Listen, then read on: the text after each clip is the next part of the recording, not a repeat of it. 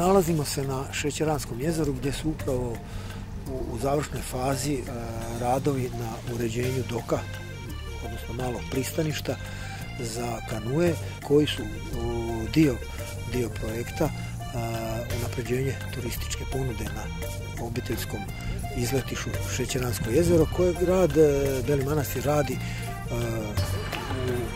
uz potporu turističke zajednice Hrvatske.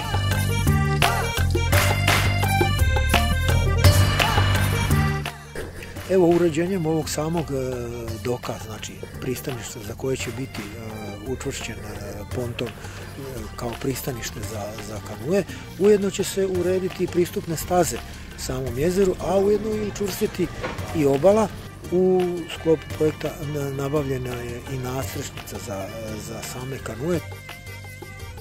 Projekt je vrijedan cirka 220.000 kuna, od čega ministarstvo, odnosno turistička zajednica, učestvuje sa sredstvima u visini 75.000 kuna.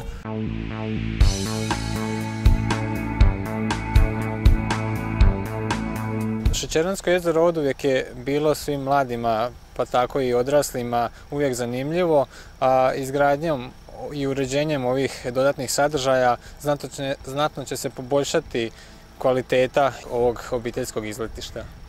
Posebno zanimljiv sadržaj jesu ovi kanui koji bi znatno doprinijeli i sportskim aktivnostima u gradu, a također i uživanju na samom Šećeranskom jezeru.